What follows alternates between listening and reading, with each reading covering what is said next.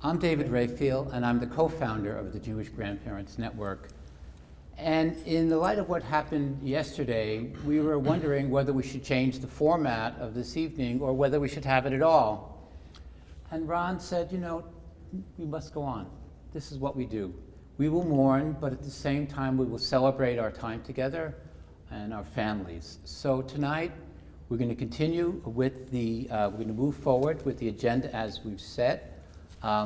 We're going to meet two extraordinary storytellers and educators and learn about their stories and then have an opportunity to ask them questions of your own. So we'll talk for about 45 minutes and then we'll take questions from the audience.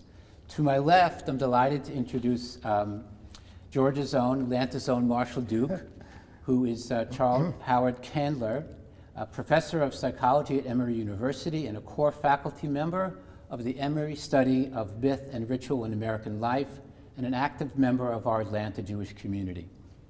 He has authored numerous books, including Teaching Your Children the Language of Social Success and Starting Kids Off Right, How to Raise Confident Children Who Make Friends and can make friends and build healthy relationships. Marshall's research, conducted in partnership with Robin Fivush and others, speaks of the importance of family narratives in promoting emotional stability in children. He teaches us that grandparents play an essential role in the sharing of these stories. To my right is a brand new friend of mine, and also a wonderful story. Ron Wolfson is the Fingerhut Professor of Education at American Jewish University and president of the Crippi Institute. He is among today's leading Jewish innovators and educators. He's the author of numerous books, including Relational Judaism, Using the Power of Relationships to Transform the Jewish Community, and God's To-Do List, 103 Ways to Be an Angel and to Do God's Work on Earth. In his wonderful, humorous memoir, The Best Boy in the United States of America, Dr. Wolfson shares the delightful stories, particularly with particular attention given to his grandparents. So, to start, Marshall and Ron, can each of you share a little bit of your stories?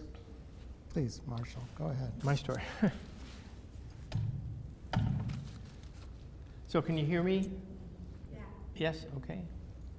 So I've been in Atlanta for 48 years, meaning I'm a Yankee. So this is Atlanta. This is the great historic building we're in. And I love the city and have been here for, as I said, almost half a century.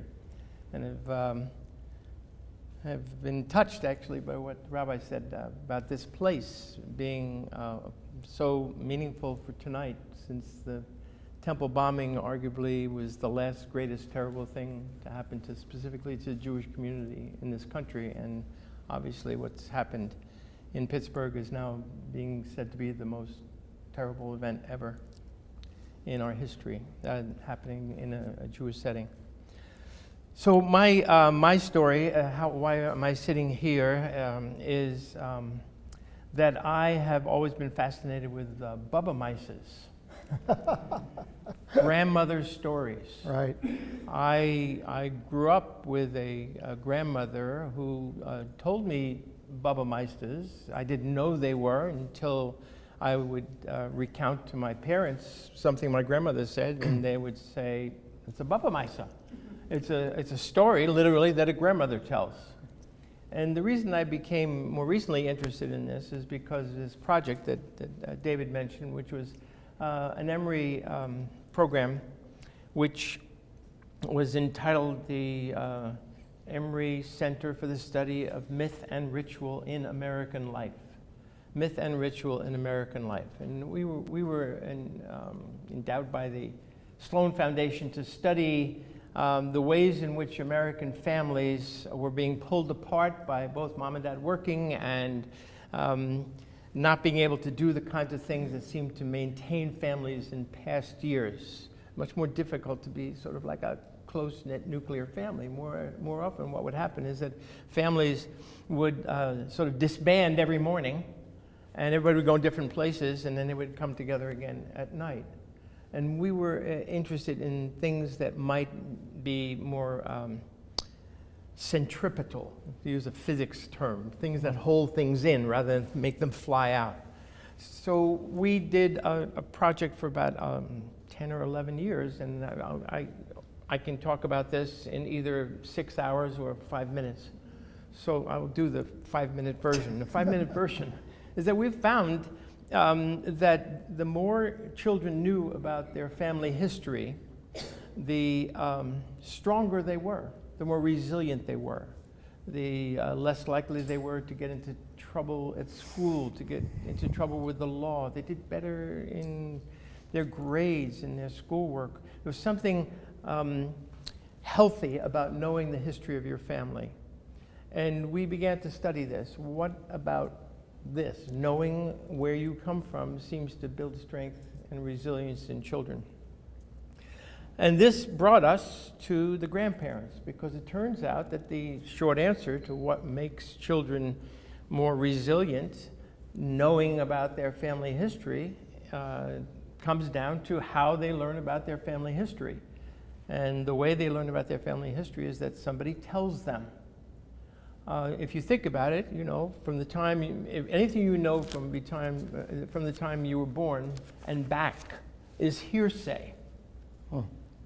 It's just hearsay. It's not admissible in court. Okay? But it's hearsay. Somebody told you. And the one who tells, typically, in families is what the anthropologists call the kin keeper, the grandmother. Every time I say that, usually a grandfather comes up after I give a talk and says, I tell stories. So, you know, depending upon how big the person is, I usually agree. You know, Put the mic closer.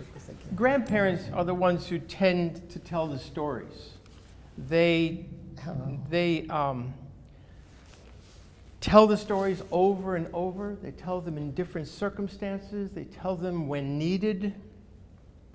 And the research that we did showed us that probably the best predictor of adjustment in kids, family functioning, all sorts of good things that I think we would seek to develop in our kids, the best predictor of this is how much they know about their families. So I know I'll talk more about this as we go on, because David has shown us some of the questions that he's going to ask, so we'll look surprised, but we won't be. There'll be a test. Okay, so that's how I come here, to be focused on grandchildren and grandparents as a really important pair in any family, and they're a very special pair, and I think we'll get into a little bit why they're so special as we go on. Terrific. So my story begins in Omaha, Nebraska. My Zadie, my grandfather, came there in 1905 from Minsk, Gubernia, which means the county of Minsk. He was coming all the way across the world to chase after my grandmother. I called her Bubby. He had fallen in love with her back in Minsk, and she got passage first. So he came all the way after saving his kopecks to meet her in Omaha. They got married. They had 4 daughters. The baby was my mother. There were 9 grandchildren in the family, all living off of Zadie's fruit and vegetable stand that became the first modern supermarket in Nebraska. What made it modern? It was self-service aisles and a check stand.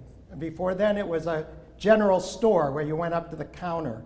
But Zadie created this store in 1955, and 5 families lived off that store. When we grandchildren, including me, would come over to Bubby and Zadie's house on Miami Street in Omaha, we would come through the back door through the kitchen, give Bubby a kiss, grab from an old white roaster a handful of Bubby's cookies. These were mandel bread studded with almonds dipped in cinnamon sugar. We called them Bubby's cookies. We'd munch on the cookies. We'd come around the corner to see Zadie. Zadie sat in a big red velvet chair in front of his big screen TV. Once he had a little money, he bought the biggest television he could. Next to his big red velvet chair was a side table that had 3 things on it. a pack of Camel cigarettes, unfiltered. He smoked 4 packs a day. There was a silver-plated Ronson lighter. I don't know if you remember those, but I still have it. It's the one thing I've inherited, well, the one physical thing I inherited from Zadie. And there was also, the third thing, a glass of water with his teeth in it. There was no ashtray. Where did Zadie put out the butts of his cigarettes? In his suit pocket, in the dash of his Cadillac, in the sides of the chair. How he didn't blow himself up, I have no idea. So now I'm coming around the corner and he sees me. And of course he immediately cried, because he cried at a drop of a hat. And he would open up his very big, strong legs, and I would jump into his lap, and he put me in a World Wrestling Federation leg lock. I would say, Zadie, I know, let me go. He wouldn't let me go till he said it again. Ronnie, you're the best boy in the United States of America. I say, Zadie, I know, let me go. Nope, third time. Ronnie, you're the best boy in the United States of America. And then finally he let me go and I would run off, feeling great. And then my brother Bobby would come around the corner. He would jump in Zadie's lap. Zadie would put him in a leg lock, look him in the eye, give him a big, wet, scratchy kiss, and he would say, Bobby, you're the best boy in the United States of America. And then my brother Dougie, you're the best boy in the United States of America. And he did this for every one of his grandchildren. Now, he wasn't saying to us, you are the best boy. He was really saying to us, be the best you can be. And we adored him. We adored him. Even though he didn't have great English, he didn't sign his name except with an X, but the memories of his love have sustained me all these years. Cool. Marshall, I just want to get back to something you said. You used the term kinkeeper. I'm not sure. Tell me what that means, a kinkeeper. Kinkeeper, it means the keeper of the family, keeper of the kin, the one who tells us where we've come from, the one who holds us together, the one who is the carrier of the information, but also the one who tells the stories, just as Ron says, and also is the one skilled in being able to tailor the story to whatever purpose there was. In other words, if a child has a problem in math, the grandmother might say, you know, your mother had a problem in math, and we'll then tell a story how the mother overcame this. But if Dougie comes in with a problem in English, she'll say, Dougie, you know, your mother had problems in English. And so this notion of saying the same thing to different kids, changing the story on the spot. In the research that we did, we found that people knew stories, and in one study that we did, we wanted to see whether or not they were accurate about the stories.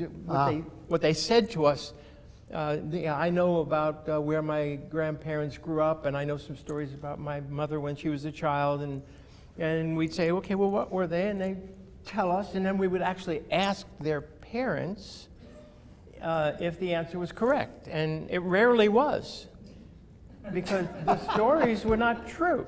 Right. One thing so the Bubba Mice, so it was real. Right. The stories are not true. Even if we ask sisters, siblings, aunts and uncles, they would have different stories about their very own parents. Yeah. They were convinced that certain things never happened.